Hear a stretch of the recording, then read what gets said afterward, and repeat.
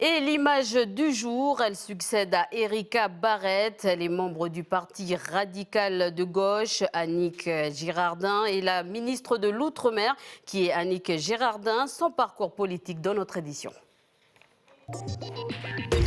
Voici les titres de votre journal. Ce nouveau gouvernement dont fait partie Annick Girardin. Louis Monta de la France Insoumise, candidat aux législatives, déclare, je cite, que ce nouveau gouvernement est une blague. Vous l'entendrez dans ce journal. Et toujours pour les législatives, après 45 000 voix à la présidentielle au pays, Bianca Hénin, candidate du Front National, veut, je cite, un statut définitif pour le pays au lieu de plusieurs accords. Calédonia lui donne la parole ce soir. Et si vous avez décidé de vous rendre à Tahiti, vos projets risquent d'être perturbés. Sur place, une grève perdure depuis hier. Les grévistes souhaitent le reclassement et la titularisation de certains pompiers. Reportage de nos confrères de TNTV. Premier, deuxième trou, troisième, l'arrivée, ce n'est pas toujours visible dans les courses hippiques, mais la photo finish permet de voir qui a posé la patte en premier sur la ligne d'arrivée. Comment se passe cette technique? Réponse dans le feuilleton de la semaine consacrée aux courses hippiques. Voici la composition d'Édouard Philippe, la composition du nouveau gouvernement. La nouvelle est tombée cette nuit. Je vous propose de faire le point. Le ministre d'État de l'Intérieur est Gérard Collomb. Le ministre d'État de la Justice et des Gardes des Sceaux, François Bayrou. Nicolas Hulot est le ministre d'État de la Transition écologique et solidaire. La ministre des Armées, Sylvie Goulard. Le ministre de l'Europe et des Affaires étrangères, Jean-Yves Le Drian. La ministre des Affaires européennes, Marielle de Sarney.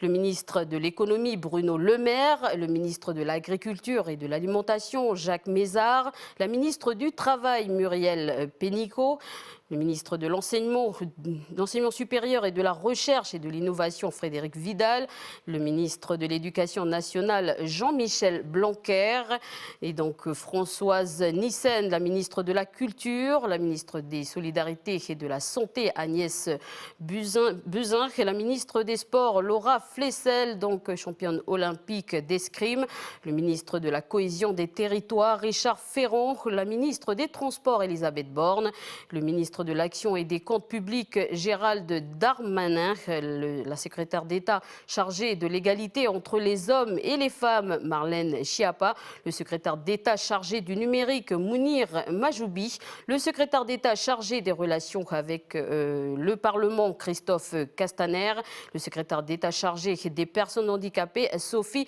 Cluzel, et notre ministre des Outre-mer, Annick Girardin. Alors, qui est Annick Girardin et comment va-t-elle aborder le dossier calédonien? Réponse de Anissa Toussi. Fraîchement nommée ministre des Outre-mer, Annick Girardin a 52 ans. Née à Saint-Malo, d'un père marin-pêcheur et d'une mère femme au foyer, titulaire d'un diplôme d'animatrice socioculturelle, l'ancienne députée de Saint-Pierre-et-Miquelon entre au gouvernement en 2014 dans l'équipe de Manuel Valls. Tout d'abord en tant que secrétaire d'État chargée du développement et de la francophonie, puis comme ministre de la fonction publique. Lors de la passation de pouvoir, Annick Girardin affirme dans son discours qu'elle souhaite poursuivre le travail de ses prédécesseurs. Pour que l'outre-mer soit véritablement reconnu comme une richesse, pour que l'outre-mer soit véritablement reconnu comme des bassins maritimes exceptionnels pour la France. Je veux prendre connaissance de chaque dossier. Ensuite, chaque territoire mérite mon attention et toute mon attention. Il y a des urgences, je les traiterai. Elle ne l'a pas encore annoncé, espérant qu'elle vienne au pays avant la fin de l'année. Ouvrons notre page législative.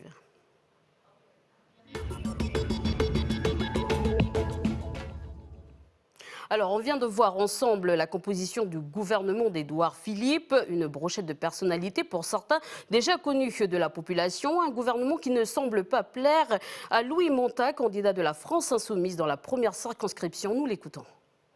On pense que c'est une blague parce qu'on a M. Bayrou en garde des Sceaux, on a M. Nicolas Hulot qui est Europe Écologie Les Verts et qui vient d'être nommé ministre de la Transition écologique dans un gouvernement pro-nucléaire, ou encore M. Le Drian qui était à la Défense l'année dernière, ministre de la Défense, Et cette année passe ministre des Affaires étrangères, c'est-à-dire qu'il y a quand même un durcissement de la politique étrangère au niveau du futur gouvernement français qui pourrait nous mener à une situation irréversible par rapport à la politique mise en place par le gouvernement Hollande vis-à-vis de la Russie de M. Poutine. De son côté, Bianca Henin du Front National, candidate dans la 2e circonscription, à la veille du référendum, se veut être ferme. Elle déclare, je cite, « Nous voulons un statut définitif ». Nous l'écoutons. Je passe dans toutes les communes de la 2e circonscription avec mon suppléant, de manière à expliquer aux Calédoniens que si nous sommes élus le 11 et 18 juin, nous serons en métropole avec un groupe d'opposition du Front National pour expliquer aux députés à l'Assemblée que nous sommes français, que nous voulons rester français. Alors après, évidemment, sur le terrain, en Nouvelle-Calédonie, il faut faire vivre ce bout de France avec les indépendantistes et tous les partis politiques qui vont sortir vainqueurs. Ce que nous demandons, et c'est ce que nous allons expliquer aux Calédoniens sur le terrain, c'est qu'après le référendum, il faut construire un statut définitif de la Nouvelle-Calédonie. Il faut arrêter avec tous ces accords qui reviennent les uns derrière les autres et qui découragent les investisseurs et qui en tout cas donne une perte de confiance sur les familles calédoniennes. Les gens hésitent à s'investir, à acheter, tout ça parce qu'on ne sait pas de quoi sera fait demain. Donc voilà ce que nous voulons, nous c'est un statut définitif. Demain, Calédonia donnera la parole à Germaine Lemia Bishop. Voilà ce qu'on pouvait dire pour la page législative.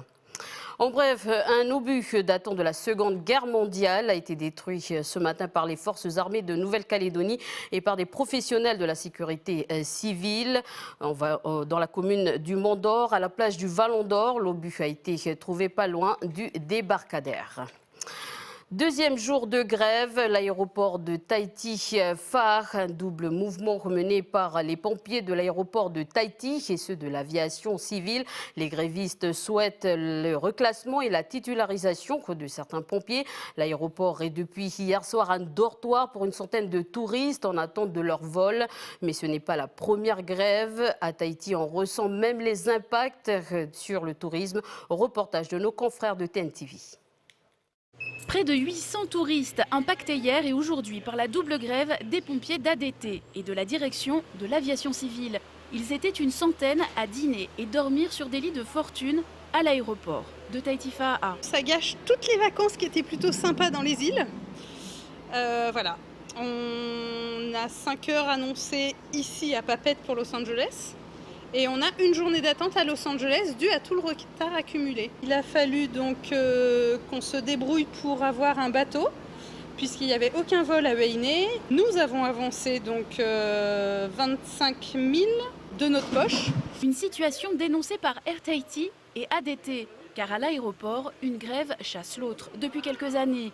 Il y a un an tout juste, un mouvement social chez Air Tahiti faisait chuter de 30% la fréquentation de l'aérodrome de Raiatea.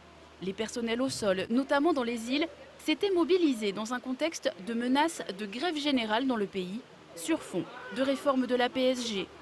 Quelques mois plus tôt, en décembre 2015, en pleine vacances de Noël, ATN accusait des retards de vol dus à des discussions sur les accords d'entreprise. Décembre 2014, juin et juillet 2013 voient s'élever les voix des avitailleurs et de la New Rest. L'année 2012 est marquée par les mouvements en série chez ATN, d'abord en juin puis un autre en août et un troisième en septembre, cette fois-ci chez Air Tahiti, en pleine saison haute. Les agents de voyage avaient d'ailleurs manifesté leur colère en ville. Le dernier coup de chaud des pompiers date, lui, de 2010, un mouvement survenu le 15 juin à l'amorce de la haute saison et à la veille des grandes vacances. 4500 passagers avaient été bloqués. C'est le hasard qu'à chaque fois les préavis de grève tombent au moment des vacances. Il n'y a jamais ça dans la vie. On a l'impression quelque part que les syndicats utilisent le pouvoir de nuisance qu'ils peuvent avoir sur certains points stratégiques comme le transport aérien, comme l'avitaillement, comme la sécurité incendie des plateformes aéroportuaires pour faire valoir des exigences qui, à mon avis, ne sont pas en relation avec le travail qui est fait. On a des grévistes qui sont sûrs de leur pouvoir puisqu'ils sont une vingtaine environ à tenir l'aéroport entre leurs mains. Donc ils ont la volonté chaque année de en vouloir toujours plus et pour ça ils actionnent le levier gréviste qui est le plus efficace pour eux. O'o et To'o Erima, à l'origine du mouvement chez ADT, a été reçu au Haut-Saria à la mi-journée pour une tentative de conciliation.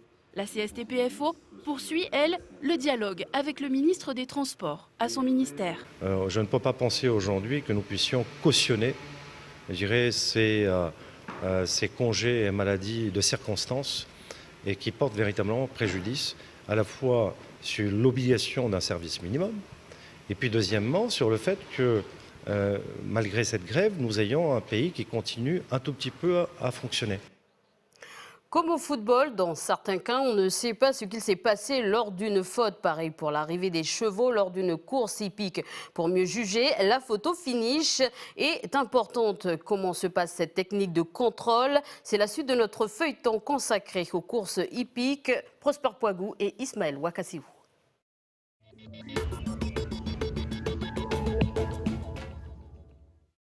Pour obtenir l'un de ces trophées, les jockeys et leurs montures doivent franchir la ligne d'arrivée dans leurs courses respectives. Pour savoir comment ils sont départagés, il faut se rendre dans cette tour où plusieurs personnes s'affairent. Avant que la course ne débute, le speaker présente les écuries, les cavaliers et leurs chevaux. Toss-up et corde 3 monté par Morgan Chinapiel. Je suis quelqu'un d'autodidacte en fait. Je suis venu par pure passion. Commenter les courses, c'est pas simple, hein, je vous le cache pas. Il faut avoir de bons yeux puisque notre seul élément de repère, c'est les Kazakhs. Il faut avoir une bonne connaissance des chevaux. Et puis après, j'aurais tendance à dire, c'est dans le commentaire, c'est une bonne dynamique de savoir rebondir. Le départ est donné. C'est tout de suite Witchibel qui prend le meilleur départ, suivi de Arnak Boy, Crystal Hill, puis suivent Dynamis de la Nobo. Arnak Boy qui fait le forcing pour prendre le commandement, suivi de Witchibel, Crystal Hill à l'extérieur, Ifit Pablo. Le rôle du commentateur, c'est aussi de faire monter la pression auprès du public, puisque mon rôle, c'est de créer l'enthousiasme et transmettre ma passion en ce qui me concerne auprès du public. À l'extérieur, Dynamis de la Nobo, Northrop Duluth qui revient maintenant et qui prend l'avantage à mi-ligne droite. Aux côtés de Nicolas Schneider, Yves Guillard, muni de son chronomètre, suit les courses avec concentration. Il est juge à l'arrivée et il a pour mission de relever l'ordre dans lequel les chevaux ont terminé la course. Mais pas de n'importe quelle manière. Nous, c'est le tapis. Le cheval, on ne connaît pas. Ça peut être une pierre Pojavie, on ne connaît pas, c'est que le tapis. Juste avoir d'abord une bonne vue, une connaissance un peu de la course, parce qu'il faut savoir s'il fait un tour ou s'il fait deux tours. Et puis, ben voilà, hein, c'est pas compliqué, il suffit de voir clair. Moi, j'ai le chronomètre à la main, c'est-à-dire manuel. Si des fois, le chronomètre officiel il est déficient, c'est celui-ci qui remplace. Et après, nous, entre-temps, on vérifie avec la caméra de la photo finish. Et voilà le résultat. La photo finish, qui est bien en fait une photo très précise de l'arrivée, qui permet justement d'avoir un détail précis ce qu'on ne voit pas à l'œil nu ou à la caméra, qui est un peu plus difficile. Cet outil très précis peut servir en cas de désaccord sur l'ordre d'arrivée quand les chevaux franchissent en même temps la ligne. Du côté des commissaires de course, le visionnage de la course peut servir également pour attribuer des pénalités aux concurrents. Selon l'article 218 du Code de course au galop de Nouvelle-Calédonie, les réclamations doivent être notifiées verbalement à la personne chargée des opérations qui en avise aussitôt les commissaires de course. Whisper qui va, Captain Whisper, Northrop Duluth, Captain Whisper, Crystal Hill, Dynamic. Voilà, suite et fin du feuilleton demain. Si vous vous êtes rendu au Rex aujourd'hui, vous avez peut-être vu ces quelques photographies exceptionnelles. Ces photos ont été prises par des photographes actuellement en compétition pour le 8e Festival des images sous-marines.